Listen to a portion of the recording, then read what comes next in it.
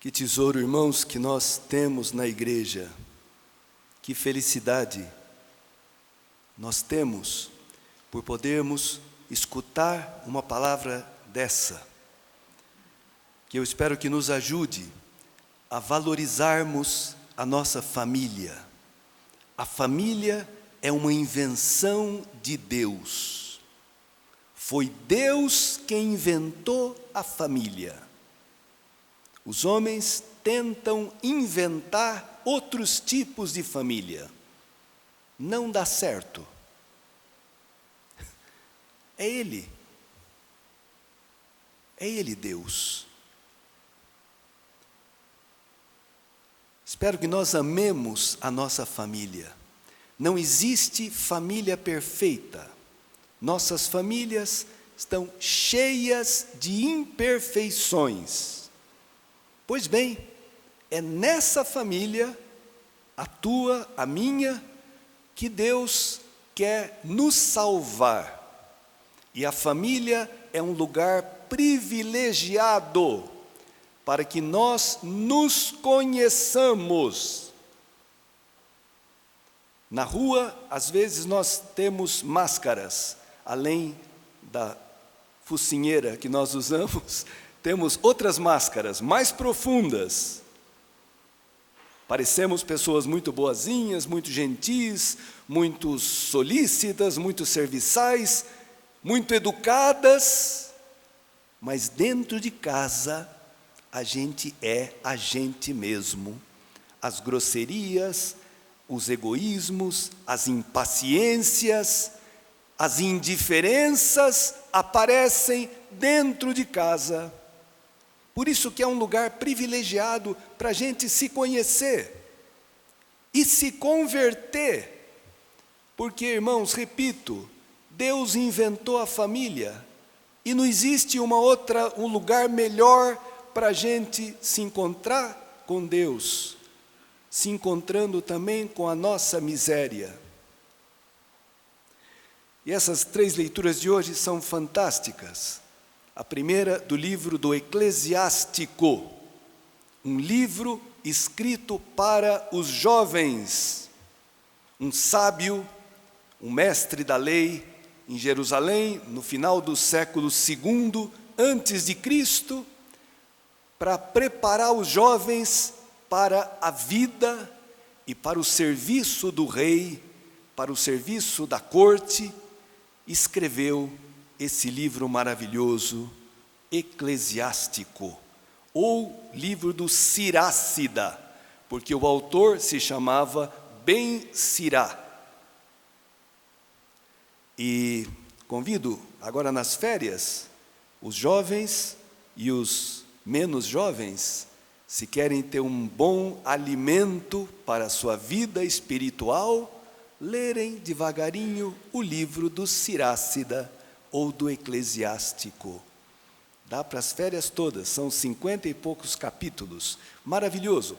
Fala de tudo, desde como comer na mesa, como ser educado na mesa, fala da importância das viagens, como que viajar abre a cabeça das pessoas, como saber beber, fala o melhor do vinho e o pior do vinho, como saber alegrar-se sem exagerar, fala do relacionamento com as mulheres, fala de tudo.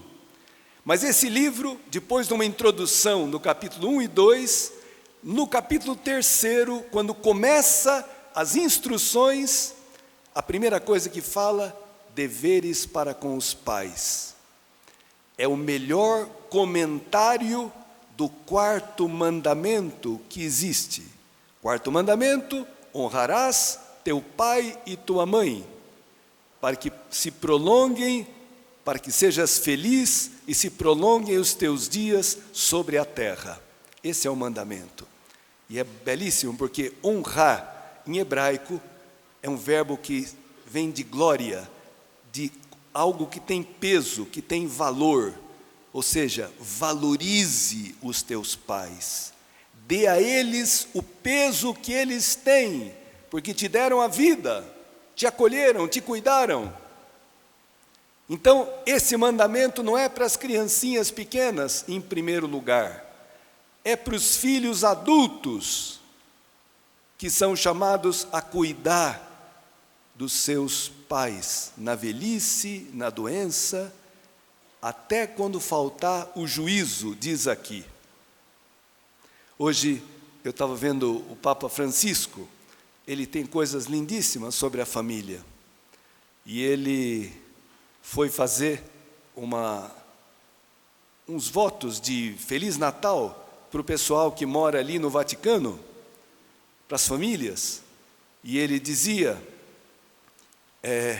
por causa da pandemia, muitos idosos, muitos pais ficaram muito isolados. E dizia, não deixem de visitar os seus pais. E se não puder, telefona e conversa um pouco com eles. E assim que possa, os visite e fiquem com eles. E ele dizia que ele lembrava de uma historinha que a sua avó, uma das avós, lhe contava. Que numa casa, tinha um idoso, o avô morava com a família. E na mesa, já começava a cabeça a falhar, fazia um pouco de sujeira no almoço, na janta. E o pai falou, não podemos receber as visitas com o vovô aqui na mesa. Imagina, vai fazer um papel feio. Eu vou arrumar um lugar na cozinha, uma mesinha, e ele vai comer na cozinha, não aqui conosco. O pai fez esse comentário. Dali uns dias, ele vem e encontra o filho de 10 anos, com um serrote, um martelo, uns pregos e umas madeiras. E o pai perguntou, o que você está fazendo? Pai, eu estou fazendo uma mesinha para o senhor, quando o senhor ficar velho, para eu colocar na cozinha. Não é lá que os velhos têm que ficar? Aí o pai percebeu, porque os filhos vão tratar os pais como veem os pais tratarem os seus pais. Irmãos, essa palavra sempre me consolou muito, porque diz aqui no fim que a caridade feita para com os pais servirá para reparar os nossos pecados. No dia do julgamento, quem tiver servido, amado, cuidado dos seus pais, os seus pecados vão se derreter como a neve diante do sol. Que maravilha! Deus me conhece, sabe dos meus pecados, me deu, por quase 20 anos, a graça de poder cuidar da minha mãe, com Alzheimer e completamente dependente da gente.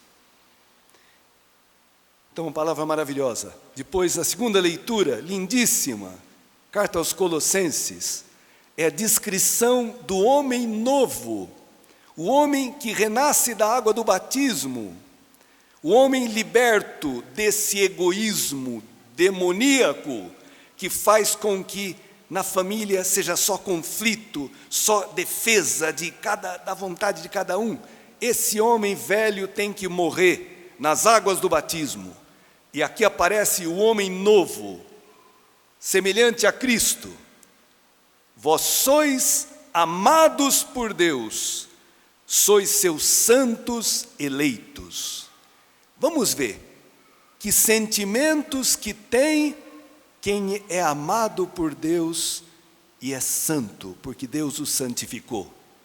Revesti-vos de sincera misericórdia, bondade, humildade, mansidão, não violência. Violência doméstica é uma coisa terrível. E paciência. Quanta paciência, irmãos, precisamos uns com os outros. Suportando-vos uns aos outros. E suportar-se tem um sentido bonito, porque nós pensamos, suportar alguém é aguentar. É suportar porque não tem jeito, né, de mandar embora. Mas tem um outro sentido, ser suporte para o outro. Olha que maravilha. A mulher, a esposa, precisa do marido como seu suporte, alguém que a sustenta na sua missão de mãe, que é dificílima. Ser dona de casa não é brincadeira. Hoje parece que ser dona de casa é uma coisa de segunda categoria. Como? Administrar uma casa, cuidar dos filhos, cuidar da comida, cuidar da roupa, cuidar da economia. Meu Jesus, é muita coisa. Como o serviço da mulher deve ser valorizado? Pois bem, ela precisa de um suporte.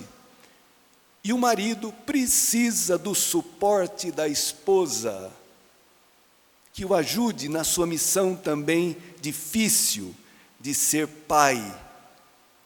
E hoje eu li uma coisa bonita. Pai e mãe não são amiguinhos dos seus filhos. Quem quiser ser muito amiguinho vai dar com os burros na água. Você é pai, você é mãe, não é amiguinho. Tem que mandar, tem que colocar limite, tem que saber dar carinho também.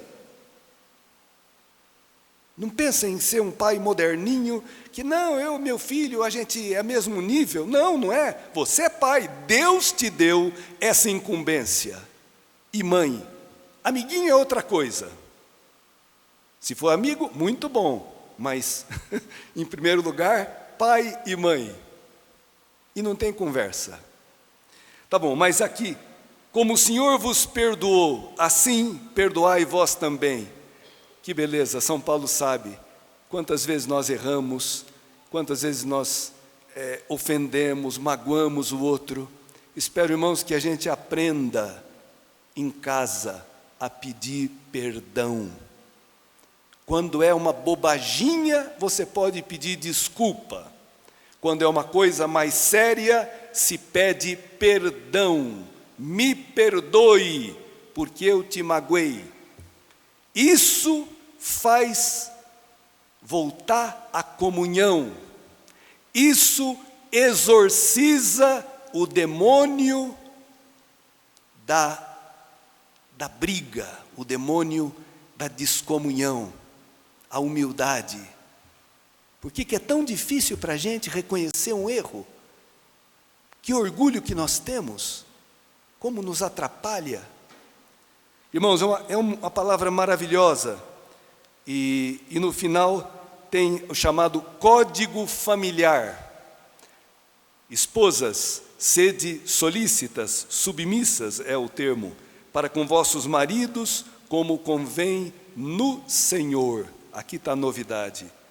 Maridos, amai vossas esposas, e não sejais grosseiros com elas. Filhos, obedecei em tudo aos vossos pais, pois isso é bom e correto no Senhor. Santo Agostinho fala que os filhos só podem e devem desobedecer os pais quando os pais pedirem para fazer alguma coisa contrária à vontade de Deus. Aí eu posso desobedecer meus pais, e devo, mas espero que os pais que têm exatamente a missão de ajudar os filhos, conduzir os filhos a Deus, a conhecer a Deus, a obedecer, a amar a Deus, nunca peçam para os seus filhos algo contrário à vontade de Deus.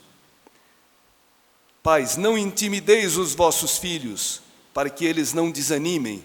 Naquele tempo, irmãos, a educação era muito rígida, muito dura, muito enérgica.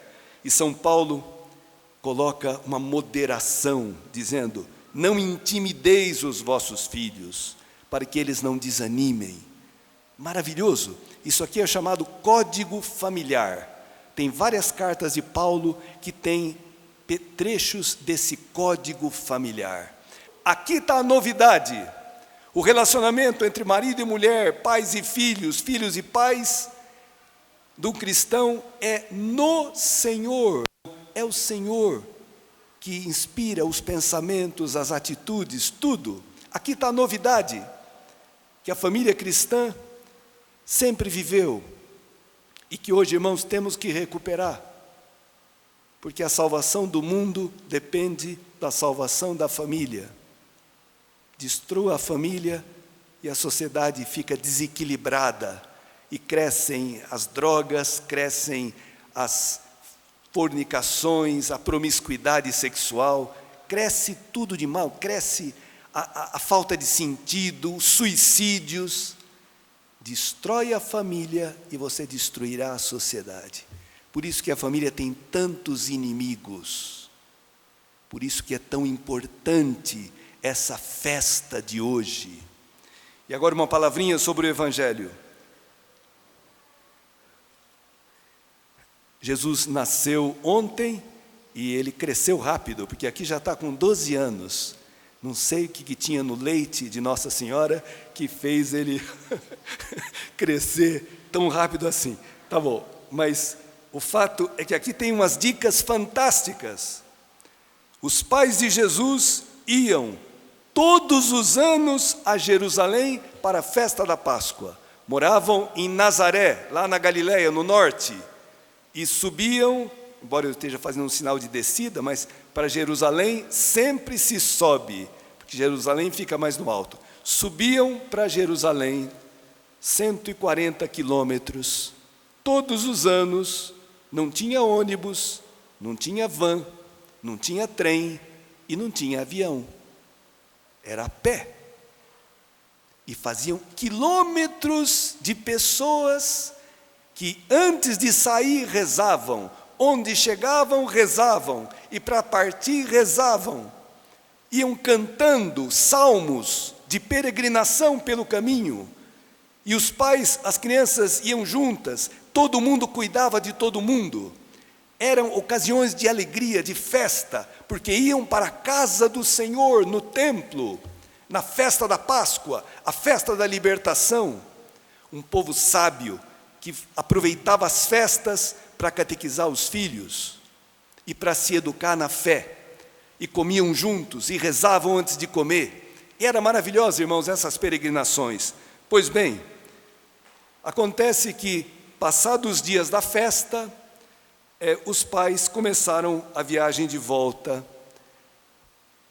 Para eles não terem notado que Jesus não estava ali, eu imagino que a educação que José e Maria davam não era aquela galinha choca que ficava em cima dos filhos, aquela coisa. Não, eram educados também para a liberdade. E uns cuidavam dos outros. O fato é que, depois de um dia de caminho, perceberam que o menino não estava com os parentes, com o pessoal. E eles voltam, mais um dia de viagem, e passaram outro dia procurando o menino em Jerusalém. Não é que ele se perdeu, é que ele tinha esse acontecimento, é um acontecimento profético. Maria e José vão encontrar Jesus no terceiro dia, no templo, sentado entre os doutores, escutando e interrogando. E eles se admiravam da sua inteligência e das suas respostas. A atitude do sábio é aquele que sabe ouvir e sabe interrogar. Por isso ele tinha respostas sábias. Tá bom, irmãos? Então, o que significa isso? E Jesus leva uma bronca. Meu filho, por que você fez isso conosco? Teu pai e eu, aflitos, te procurávamos. Interessante que Maria coloca o pai na frente. Maria não é uma feminista que elimina a figura paterna, como muita gente hoje faz. Teu pai e eu, juntos. A força da educação de vocês para os filhos é a comunhão de vocês. Podem pensar diferente, vocês pensam diferente, mas coloquem-se de acordo, conversem, rezem juntos, e o Senhor os ajudará.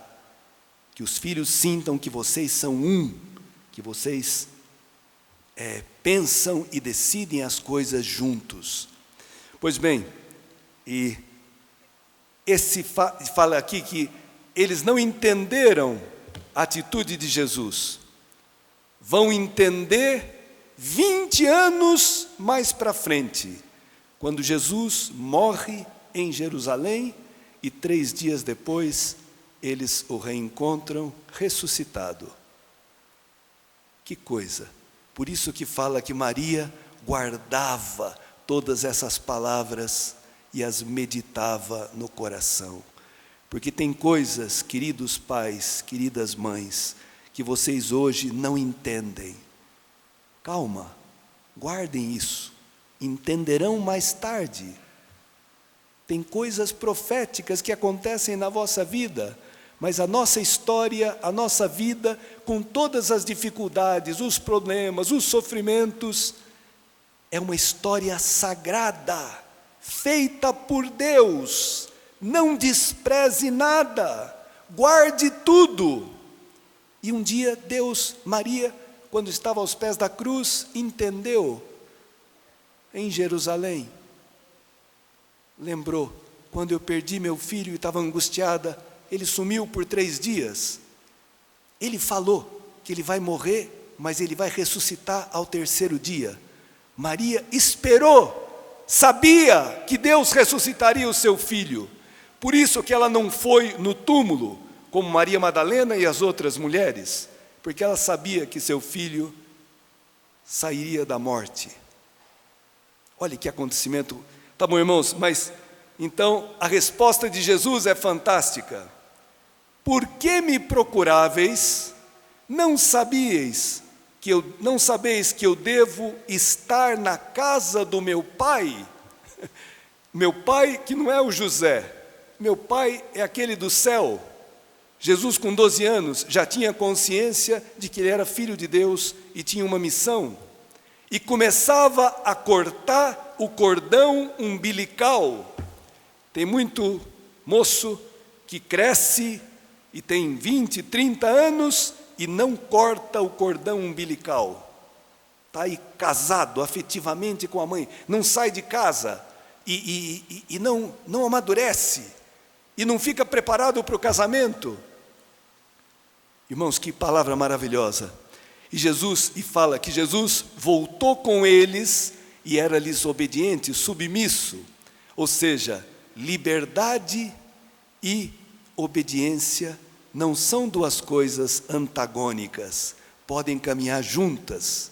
Jesus era livre, ele mostrou a primazia de Deus, da vontade de Deus, e ao mesmo tempo, porque amava seus pais e via na autoridade dos pais a autoridade do seu Pai Celeste, os obedecia e os seguia.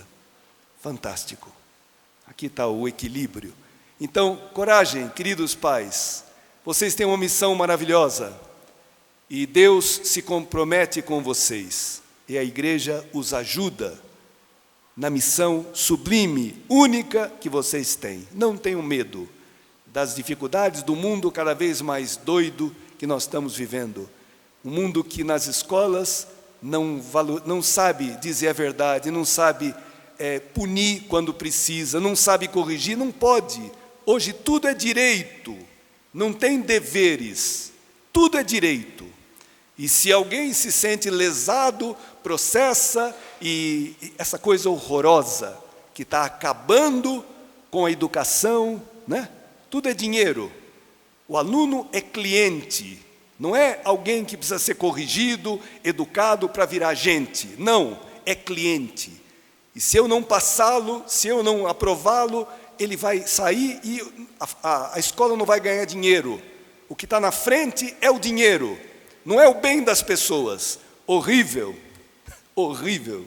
Mentalidade de quem não entendeu nada do que seja educação, do que seja uma escola verdadeira. É só dinheiro, o Deus dinheiro. Por isso que Jesus falou, não podeis servir a Deus e ao dinheiro. Não dá. Servindo ao dinheiro, fatalmente se renegará a Deus. Desculpe, irmãos, já falei demais. Vamos bendizer o Senhor, nos fortalecer nessa festa da Sagrada Família, porque temos uma missão muito importante, fundamental, que o Senhor nos confia.